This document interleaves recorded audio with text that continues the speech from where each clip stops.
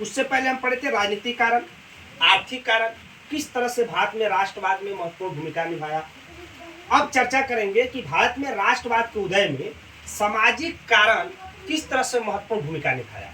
जैसे कि हम जानते हैं कि भारतीय सामाजिक व्यवस्था को अगर देखेंगे तो अंग्रेजों के आने से पहले एक अलग तरह की सामाजिक संचालन होता था, लेकिन अंग्रेजों के आने के बाद प्रजाति भेद नीति अपनाया गया। अब प्रजाति भेद नीति क्या है कि चमड़ी के आधार पर, रंग के आधार पर अंग्रेज जो थे भेदभाव करते थे, क्योंकि अंग्रेजों को लगता था कि वह श्रेष्ठ है और भारतीयों को वह हे दृष्टि से देखते थे, यानी खासकर वो नीच दृष्टि से देखते थे।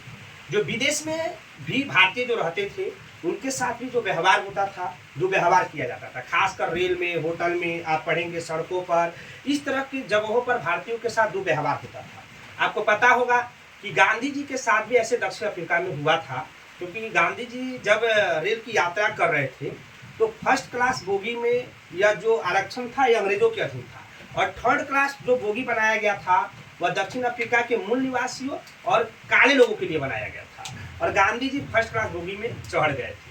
कहीं कहीं पर देता है कि गांधी जी को चलती ट्रेन से क्या कर दिया गया था, उतार दिया गया था या फेंक दिया गया था। हालांकि उस समय ट्रेनों बहुत जहाज की तरह चलता था, छक छक छक छक छक धीरे धीरे करके चलता था, लेकिन वही कारण है कि गांधी जी ने सबसे पहले सत्याग्रह शब्द का प्रयोग दक्षिण अफ्रीका में किया था और आंदोलन सफल भी रहा।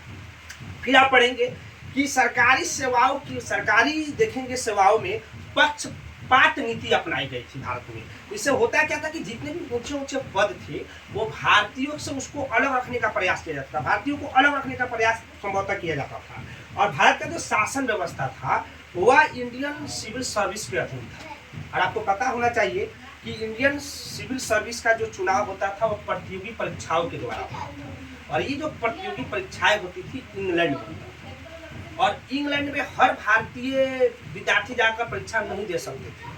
लेकिन फिर भी आप पढ़ेंगे भारत के प्रथम जो क्या बोलते हैं इंडियन सर्विस पास करने वाले जो विद्यार्थी थे वो थे सुरेंद्र नाथ बनर्जी। और जब सुरेंद्र नाथ बनर्जी की नियुक्ति की गई तो उसमें भी बहुत सारी बाधाएं डाली गई। आगे चलकर आप पढ़ेंगे कि भारत में जितने शिक्षित वर्ग थे या मध्यम वर्ग के लोग थे उन्होंने उसका विरोध किया, और आगे चलकर राष्ट्रवाद के उदय में महत्वपूर्ण भूमिका निभाई। अब यहाँ से भी आपको एक लघु उत्तरीय प्रश्न पूछेगा कि भारत में राष्ट्रवाद के उदय में सामाजिक कारणों की विवेचना करेंगे, और जब भी आपका दीर्घ उत्तरीय पूछेगा तो दीर्घ उत्तरीय में आपको राजनीतिक कारण पहले से भी पढ़ चुके हैं, आर्थिक कारण भी पहले आपको पढ़ाया जा चुका है, और सामाजिक कारण के बारे में इसको लिख सकते हैं। ऑब्जेक्टिव क्या पूछेगा, तो ऑब्जेक्टिव यहाँ से पूछ सकता है, अब तक पूछे गए सबसे बेहतर ऑब्जेक्टिव है वो ये रहा है कि पहले वो भारतीय कौन थे जो इंडियन सिविल सर्विस की परीक्षा पास की थी, तो याद रखेंगे सुरेंद्र नाथ बनर्जी थे।